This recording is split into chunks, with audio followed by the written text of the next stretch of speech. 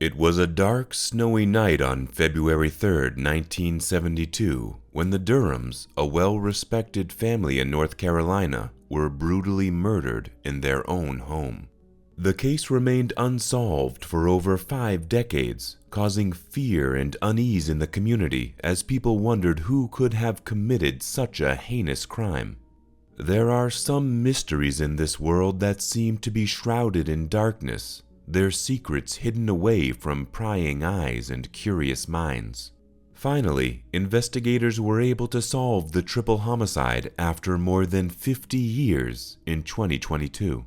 Could this case have been linked to organized crime? How were police able to solve this case? Welcome back to Cold Case Files, where we cover the notorious cold cases from history.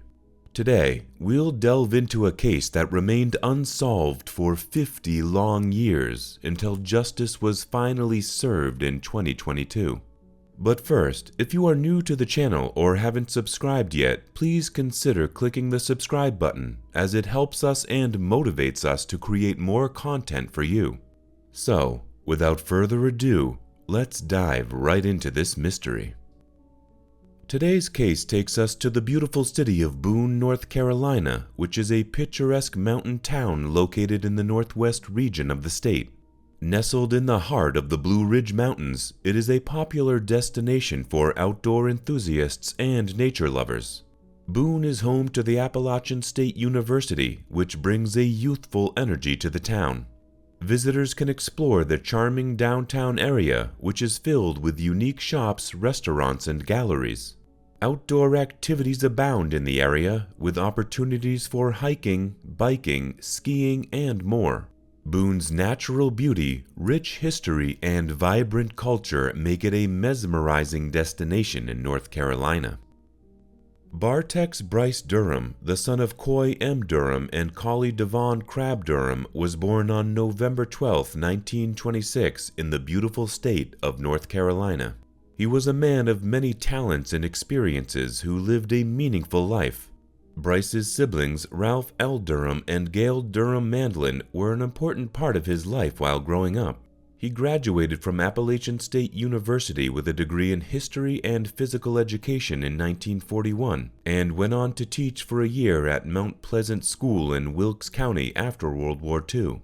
But his career path took a different turn, and for 6 years before settling in Boone, Durham operated the Mount Airy Auto Loan and Sales Finance Company. Before that, he was a part of the Home Finance Company for 13 years, gaining valuable expertise in finance and business. Despite his varied professional background, Bruce Durham remained a loyal member of the Boone community until his tragic and untimely death in 1972. Virginia, born on October 24, 1927, was the daughter of Calvin M. Church and Virginia Lucenia Eller Church. She was one of 5 siblings, and the other 4 were Winnie Lavon Church Elliott, Doshia Church, Dovey Pierce Church Baker, and Rena Moseo Bumgardner Walsh, who were all integral parts of her life as she grew up. In 1951, Bryce and Virginia got married, and later that year Virginia gave birth to a baby girl, and they named their daughter Ginny Sue Durham. On May 2, 1953, they were blessed with a son and gave him the name Bobby Joe Durham. They were a loving and tight-knit family. Ginny Sue was later married to the love of her life, Troy Hall. Nestled in the mountainous terrain of Boone, North Carolina, the Durham family had found their heaven. After moving from Wilkes to Mount Airy, the family of 3 decided to start afresh and settled in Boone in 1969. Their residence, 187 Clyde Townsend Road, was perched atop a steep driveway just off the 105 bypass. Ginny Sue Hall lived a mere 4 miles away with her husband. It was the perfect place for the Durhams, a sanctuary from the hustle and bustle of life. On the winter evening of February 3, 1972, in the sleepy town of Boone, North Carolina, the weather was unrelenting. The frigid air whipped through the trees, sending snowflakes swirling in a chaotic dance. The Durham family hunkered down in their home on Clyde Townsend Road, seeking refuge from the biting cold. Bruce Durham, the owner of a Buick dealership, and his wife Virginia, who was a librarian, had relocated to Boone from Mount Airy just a year prior. Their son Bobby was a freshman at Appalachian State University. The family was known for their hard work, their reserved nature, and their preference for solitude. However, as the wind howled outside, something sinister was brewing inside. A tragedy was about to unfold that would shake Boone to its core. Unbeknownst to the Durham family, their lives were about to change forever. On a snowy night on February 3, 1972, Bryce and Virginia Durham were at home with their son Bobby when a horrific tragedy struck them. The Hall family sat cozily in their split-level home, at peace and content. But their peace was soon shattered by a phone call that sent shivers down their spines. Virginia Durham's panicked voice on the other end of the line conveyed the urgency of the situation, her voice trembling as she whispered to her son-in-law, Justin Troy Hall, about several intruders who had broken into her home. But before anyone could make sense of the call ended abruptly, leaving Hall wondering if it was just a cruel prank. Despite Hall's doubts about the validity of the call, his wife Ginny was overcome with worry for her family's safety. They hurriedly made their way to the car, which stubbornly refused to start. As the road up to the Durham's house was treacherous, they couldn't make it on foot. Luckily, a neighbor and private detective, Cecil Small, agreed to drive them up there. Ginny remained in the car as Hall and their neighbor Cecil went inside. What they found inside the house was a scene of chaos. The house had been ransacked and the sound of running water filled the air. But as they made their way to the ground floor bathroom, the true horror of the situation was revealed. There in the cramped space lay the lifeless and fully clothed bodies of Bryce, Bobby, and Virginia Durham in the bathtub, their heads submerged and the water still running. The phone line had been ripped from the wall, leaving the house eerily silent. With no other options left, Hall called the authorities at around 11 p.m. from the neighbor's apartment to investigate the gruesome scene before them. In a matter of minutes, a flurry of law enforcement officers arrived, their flashing lights piercing through the dark of the snowy night. As investigators stepped into the Durham home, their eyes scanned the once tidy interior that now looked like a tornado had ripped through it. Drawers were pulled out, clothing was strewn across the floor, and pictures hung at odd angles or lay shattered on the ground. Closets had been ransacked and the furniture was knocked over as if the perpetrators had been searching for something in a frenzied state. The officer's eyes then fell on the torn sofa set where the Durhams had been peacefully enjoying a late-night snack and their favorite TV show. The sight of the chaos and violence left a heavy feeling in the pit of their stomachs, as they knew they were in for a long and grueling investigation. The television still flickered, with 3 half-filled glasses and plates of partially eaten food left abandoned on a coffee table. Further, they noticed something peculiar on the kitchen table, a half-eaten baked chicken, which indicated that the crime happened while the Durhams were enjoying their meal together. At first, it appeared to be a simple robbery gone wrong, but the presence of untouched valuables raised suspicions. A money bag bulging with cash sat undisturbed, a testament to the fact that robbery was not the motive behind the heinous crime. The agents from the North Carolina State Bureau of Investigation knew they had to act fast. They carefully transported the bodies to Chapel Hill for an autopsy. The results were grim, but not surprising. Dr. Paige Hudson, the state medical examiner, confirmed the cause of the Durham's family death. Virginia died of strangulation, while the 2 men had been strangled and drowned. As the investigation into the Durham family murders began, agents from the North Carolina State Bureau of Investigation descended upon the Durham residence, determined to uncover the truth behind the brutal murders. With precision and determination, they combed through every inch of the house, carefully cataloging every clue and piece of evidence they found.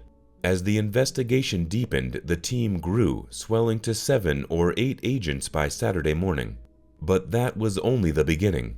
To unlock the secrets of the crime, they called upon the expertise of 2 top physicists from the State Crime Laboratory who arrived in Boone late Saturday night to join the hunt for answers. For hours, they pored over the evidence, piecing together the clues and working tirelessly to unravel the mystery of the Durham murders. As the investigation proceeded, witnesses came forward with vital information.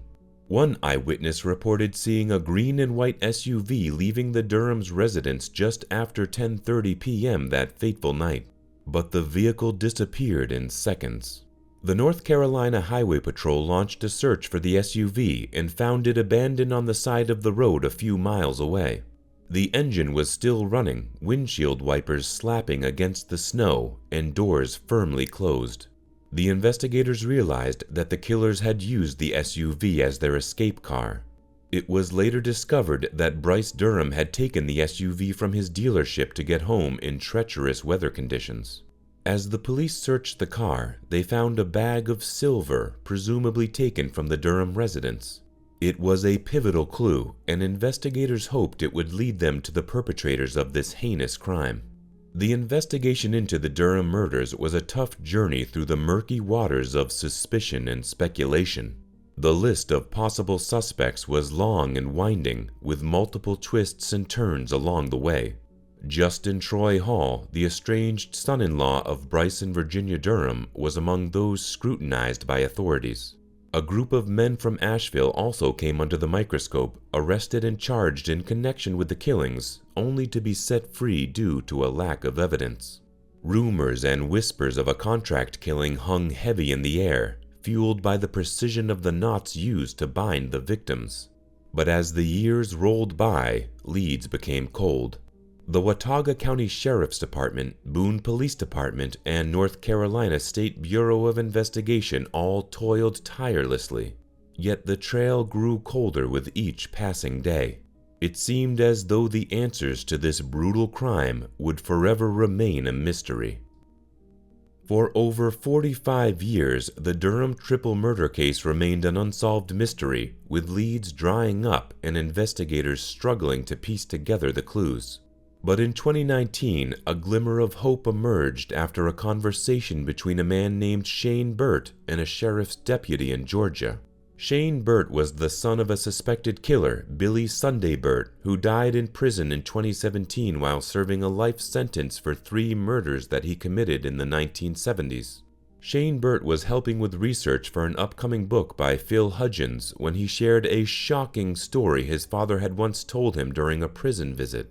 A story of murder and mayhem that took place in the snowy mountains of North Carolina. According to Burt, his father had admitted to killing 3 people during a heavy snowstorm and had narrowly avoided capture. The news sent shockwaves through the White County Sheriff's Office, which immediately reached out to their counterparts in the Watauga County Sheriff's Office to share the information. This conversation led to a renewed investigation into the Durham murders case and brought new hope for justice for the victims and their families. The wheels of justice never stopped turning, and in the case of the Durham murders, they turned slowly but towards the truth. With new leads to follow, investigators wasted no time in tracking down Billy Wayne Davis, a known associate of Billy Burt, who was already serving a life sentence in Georgia for his previous crimes. The Sheriff's Department conducted 3 separate sessions in September 2019, October 2020, and August 2021, spanning 2 years, each one with a crucial piece of the puzzle in determining who was responsible for the heinous crimes. It was the corroboration of evidence from these interviews, as well as from 2 other sources, that finally led to the revelation of the truth. Through meticulous evidence gathering and careful cross-referencing, the investigators were able to piece together a shocking connection to a case from across state lines. The Fleming case of 1973 involved a network known as the Dixie Mafia, a loosely organized network of criminals that had terrorized the Southeast with their violent crimes in the 60s and 70s. This case had similar circumstances to the Durham murders, and names began to surface that linked the 2 together. According to officials, Billy Wayne Davis, who is 81 years old and a resident of a correctional facility in Augusta, Georgia, is the only surviving member of the notorious Dixie Mafia. He is currently serving a life sentence for murder at the Augusta State Medical Prison in Georgia and has been in prison since 1986. According to investigators, he revealed details about a hired hit in the North Carolina mountains that went awry during a heavy snowstorm. Davis admitted to acting as the group's getaway driver during the Durham family murders, claiming that it was the other three men, Billy Sunday Burt, Bobby Jean Gaddis, and Charles David Reed, who entered the house that fateful night. Davis refused to reveal any other information about them. Despite the breakthrough in the Durham family murder case in 2022, justice may never be fully served. With 3 of the 4 suspects already deceased, charges are not expected to be filed for the killings. The 4th suspect, 81-year-old Billy Wayne Davis, is currently serving a life sentence in a Georgia prison, and he is not expected to see freedom anytime soon. The idea of justice being served may be nothing more than a mere fantasy for the victims' families, who have waited for 5 long decades for answers. The tragedy of this cold case is compounded by the fact that the identities of those who ordered the hit remain unknown. For the surviving family members, the lingering question of why their loved ones were targeted may haunt them forever. Special Agent in charge for the Northwestern District, North Carolina State Bureau of Investigation Chris Laws, praised the diligent work of all the professionals and community members who have contributed their efforts to the case over the years.